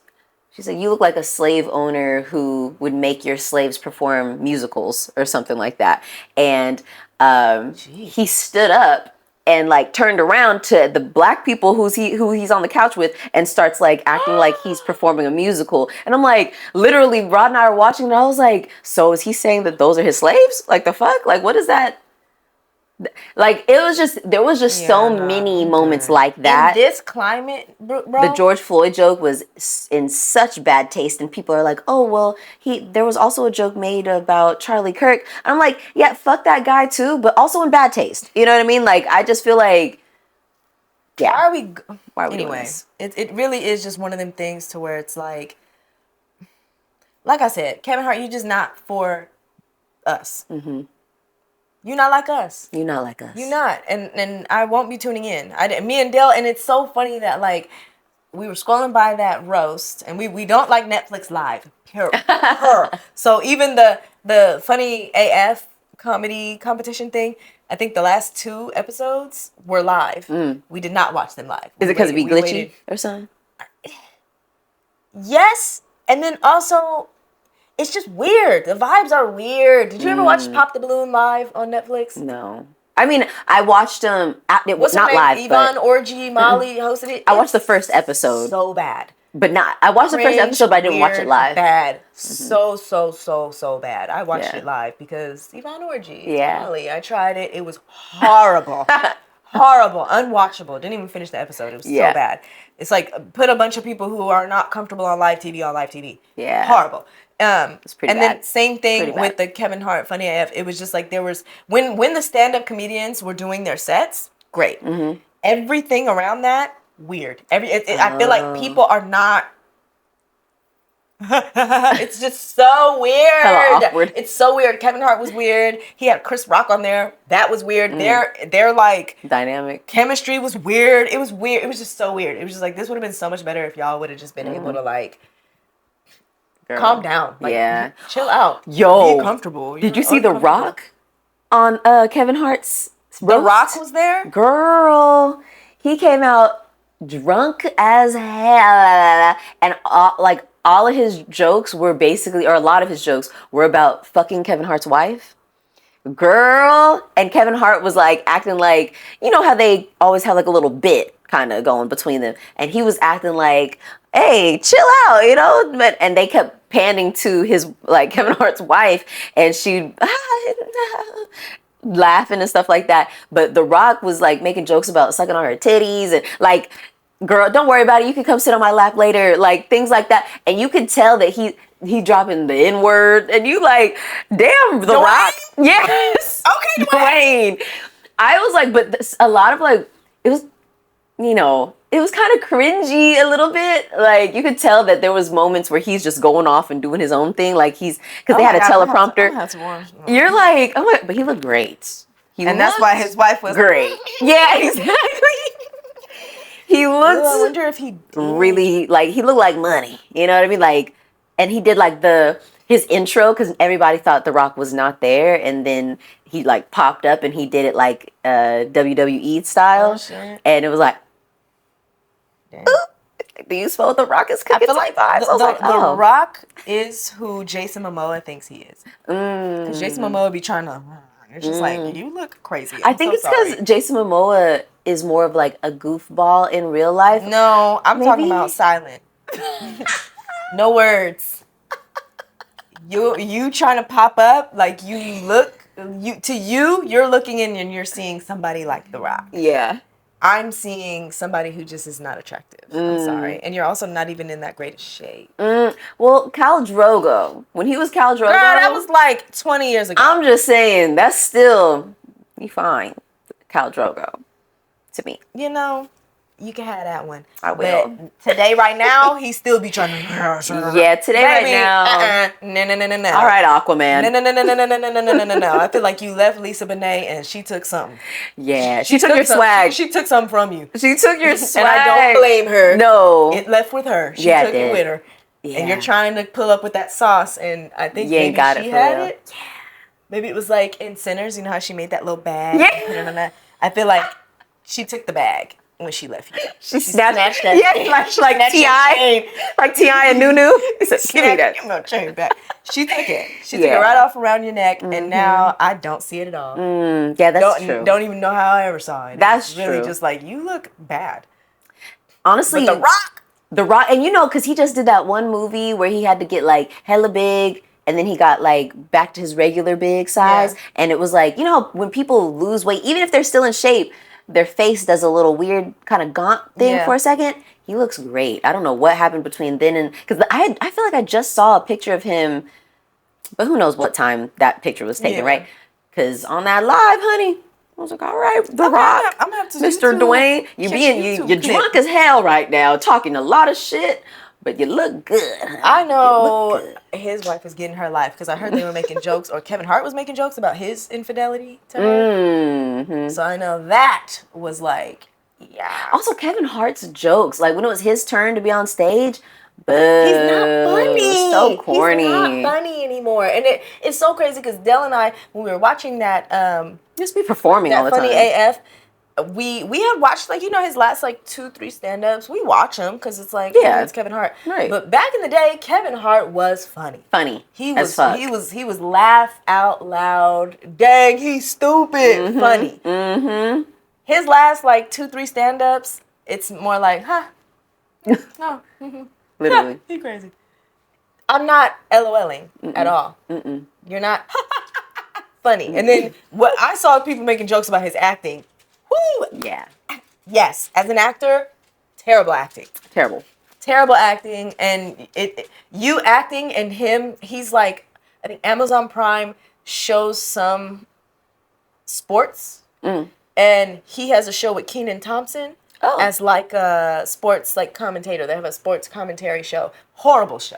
I'm like, that's probably their chemistry. Kenan Thompson and Kevin Hart's chemistry, horrible. It seems random as fuck. It's a horrible thing, and it's so weird to me because I'm just like, you know, Kenan from SNL. I don't really watch SNL that much, so I guess let me know if you watch SNL, and Kenan is just not that great at having chemistry with other people. But you think like they're two professionals, you can at least have some type of chemistry, but it just seems so forced. Yeah. The whole thing it's cringy. It's really like, I watched one episode and they had Serena Williams as the guest, and it was really like she's on via Zoom.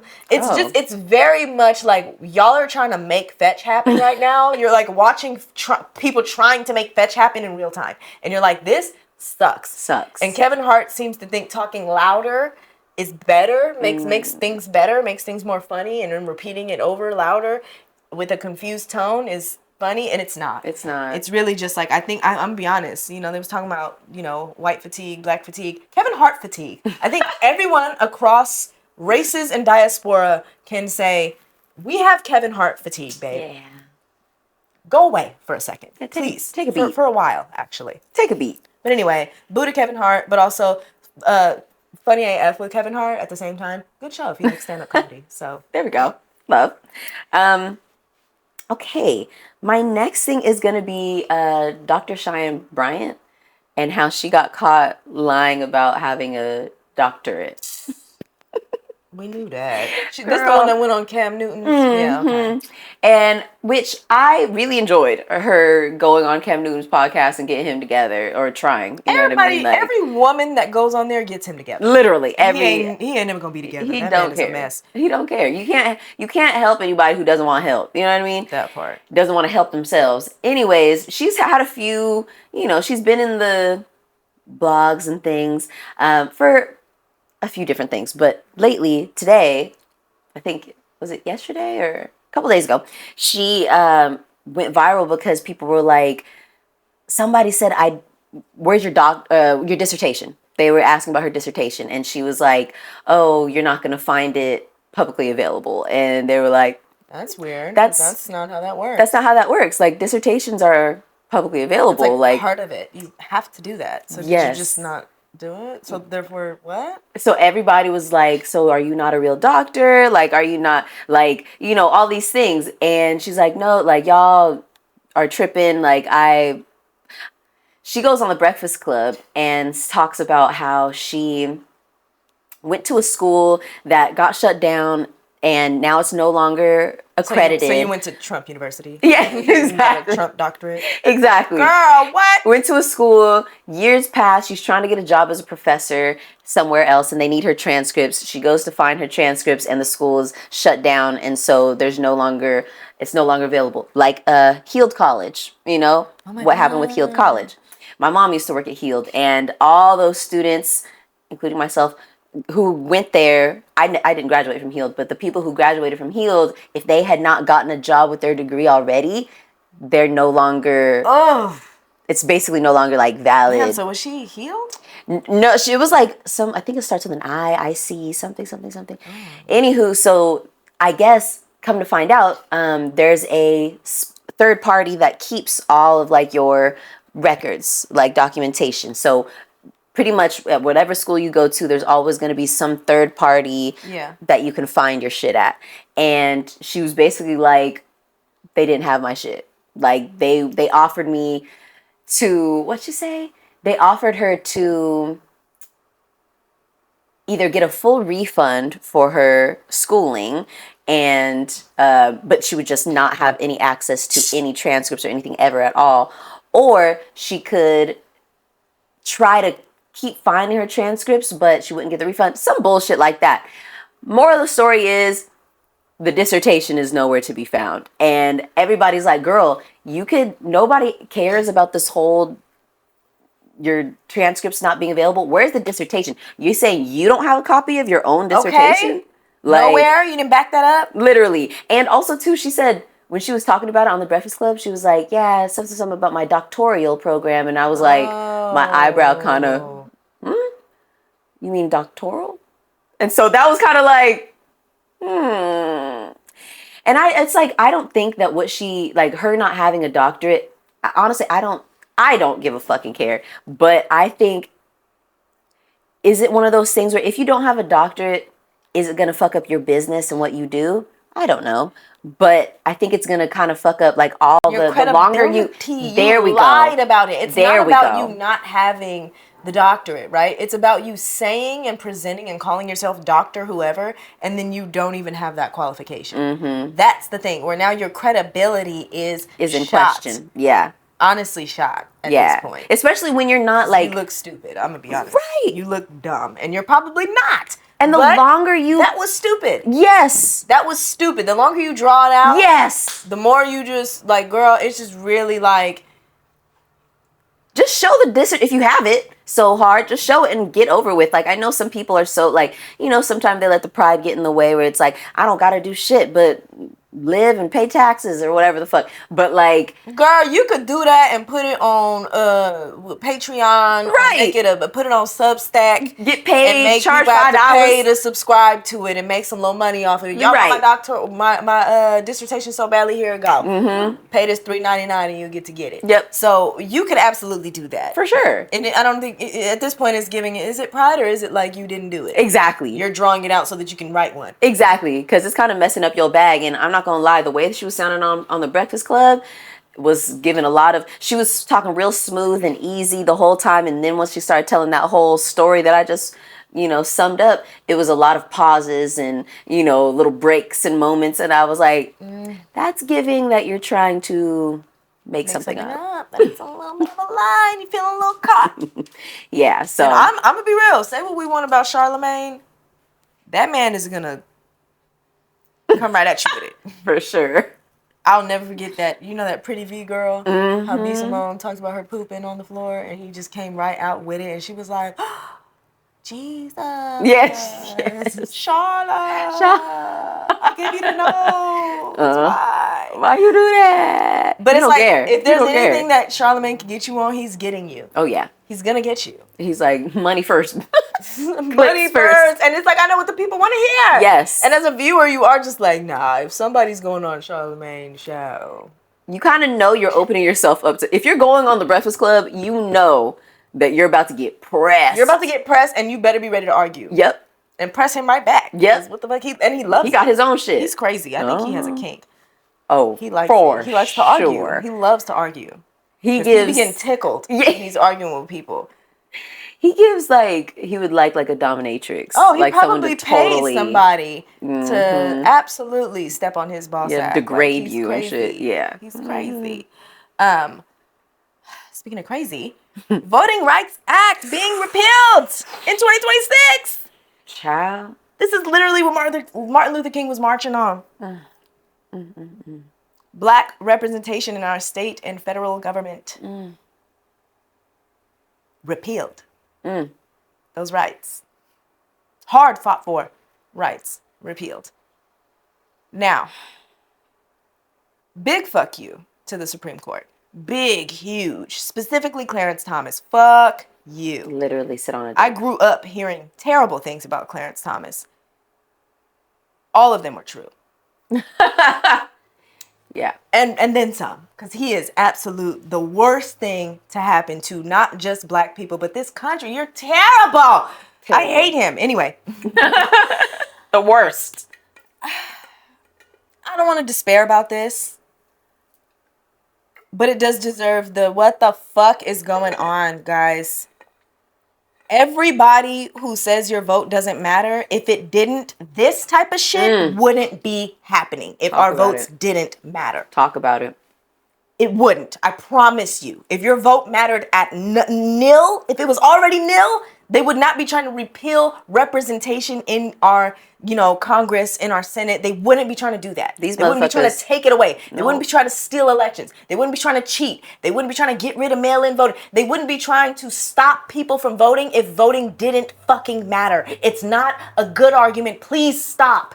At this point, we can't afford it. We couldn't afford it before. Because now look where we are. But really, right now, babe, we got to get the fuck out. We got to vote. We got to take action. We got to get involved. You got to pay attention. Yeah. They're over here trying to move heaven and earth to make it to where we can't have access. And take rights away. Come on. What are we doing? It matters. Please, people. This is not a drill anymore. It's been not a drill, but it really is not a fucking drill. Yeah. All that to say, I'm of the mind that we're not going to just go silently. And this isn't going to last. It cannot last. The same way, black folks not having representation didn't last before Martin Luther King. It's not lasting after this. Honestly, what I was talking about, shortening a cycle, let's shorten this goddamn cycle. Yeah. It is not going to take as long for us to get this shit back. Honestly, the change has really got to, if there's one thing that all of this is exposing to us, it's all of the holes we need to fill in our government. Yeah. We thought there were checks and balances. Babe, where are the checks and who's balancing what? Right. Because ain't no more. Because ain't none of these motherfuckers been chin checked. And Ain't they no need mo. to be. And this bitch of a president, he said recently, did you see this? Where he was talking about how he was like, they asked him about how do you feel about the finances, like the American people being financially impacted by this war? And he was like, I don't care about Americans, the people who you're supposed to literally be responsible for. How could you're keeping the bar low as fuck, and how can anybody expect you to fight for us the way that we're supposed to be fought for? You're not going to. We don't. And the crazy part is, many of us knew that when he won. That was part of the reason why people were so upset, because it's just like, this is not just a loss for like people who look like me. This is a loss for this country, for us, the people of the United States. That is a loss for us, and we're feeling that loss.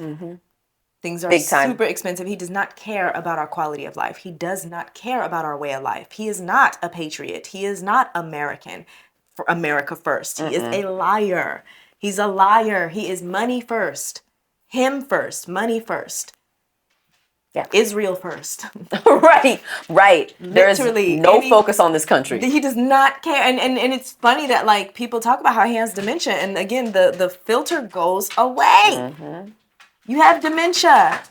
You're saying the quiet part out loud now. You never gave a fuck about the people of this country. That is not why you ran for president. Nope. You wanted the power because you're a narcissist. And you're saying it. I'm not shocked. When I saw that clip, I was absolutely like, well, he's finally saying it now. I wonder, is the cult going to be like, what? You don't care about American when is the last fucking straw ever gonna be? Does he have to kick you right in the mouth and take your last $2? Like you for you personally. to finally wake up and realize, oh shit, he knocked out my teeth and he took my $2 and I'm hungry. He must not care. What is it gonna fucking take? Literally. What is it gonna take? He doesn't care. Yeah. So yeah, this is government, baby. Talk about revolution. Okay. Yeah. Well, my very last thing was this fucking humanoid robot that pledges to Buddhism. Oh God. It joins the Buddhist sect in South Korea. So this fucking robot, they were like, oh, he has autonomy, it has autonomy, and, can, like, officially, it pledged to devote itself to Buddhism and was ordained as a monk during a ceremony in South Korea. And it's like, okay, you guys, why are we doing this? Why is energy going into this? Why do we want to see this humanoid?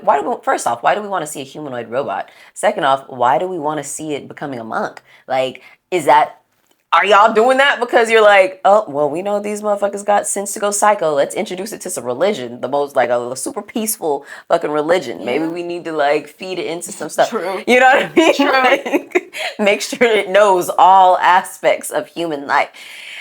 It's just, I don't know. It was just very strange watching it. Like, they dressed it in robes, you know what I mean? Like, in, like, the same, like, monk clothing. And it had, like, they put, like, human type hand gloves on it, but then its face was still robot. It was just very strange, and it's interesting to see the way that folks are integrating robots into normal kind of new like feeds, because I don't follow a lot of like robot tech stuff. And so for something like that to come across my feed, I'm like, oh, And then I also just recently saw a note that like it was like a clip that was showing robots cleaning up a house. You know what I mean? And I was like, well, that's useful. Yeah. But at the same time, you're just like, it's just a lot of things that they're trying to make normalized. Yeah. And I'm, like you said earlier, like we're feeling it.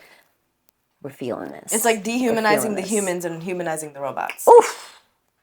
That's how I feel about it. Very well said. And for me, it's absolutely like, I don't want to do it. I'm trying to keep my humanity.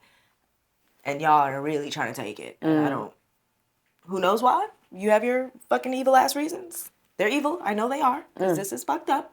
But hey, speaking of fucked up, our thank you is going to go to the 37 other nations in the UN that voted in favor of women's rights. The one nation that voted against women's rights is our very fucking own, the United States of fuckery. Thank you. Thank you for letting us know that we don't fucking matter to you. And we got to do something about that. Every day you remind me, you got to do something about this because we don't care about you. Yeah. And we got to fight for our rights, y'all. We have to. We're here. Here we are. Thanks to everybody who voted for this. Yeah. Here we are. It's fun, ain't it? Ain't it fun? Ain't it fun to have to fight for your rights that people already fought for? It's like, I'm sure we've seen this episode before, haven't we? Here we are again. Reruns. Fuck all of y'all. Fuck y'all. And I can't. Thanks to those other 37 countries. At least somebody's fighting for us. It did pass. Yeah. 37-1, which is a pass. But God, to know that it's our country. It be your own that people. Doesn't think 50% over 50% of the population doesn't deserve rights. And it's crazy because I say like it be your own people, but it's really the folks who are representing us. Yeah, it's absolutely not us. The people, we the people don't be feeling like that. They're not ours, and I'm not even sure they're people at this point. Right. Who even are you? Who even are you? You're a piece of shit. That's what humanoid robot. You're a humanoid robot turd. That's what you are. Because I can't even understand this. This is so stupid. It's so stupid. Any woman supporting this nonsense, wake up. or go to sleep forever. I don't know. Literally. Pick one. Go They're both great options. Please. Please. What is going on? What do you want? What do you want? What do you want? And why do you want it? Oh my God. Jeez, Lord have mercy. But anyways, you know what we want? We want to stay connected with you. Yes, we do. So please go ahead and follow us on socials at howtobereal, wherever you find your social medias at. I'm at justsay_tay. And I am at the Tasha B. And if you want to send us any listener letters, questions, or anything like that, you can email us heyhowtobereal@gmail.com. Go ahead and like, subscribe, leave a comment, leave a little something nice for your girls. Yeah, let us know what's up. And remember, we're not therapists. We just have them. So this week's random reel is on my girl Tasha B. It is. And continuing on what we were just talking about, this is something that I'm saying to myself as often as I need to. Racism and sexism and all of this hatred is not your problem. These people are filled with hatred and they are suffering with it. And they are trying to project it and pawn it off on us and make it our problem. Do not let them. Keep being you. Keep standing up for what's right. Keep taking up space. Keep using your voice. Keep exercising your rights. And do not let these motherfuckers make you feel like you're the weirdo. Because it ain't you. It's them. Period. And with that, stay real, baby.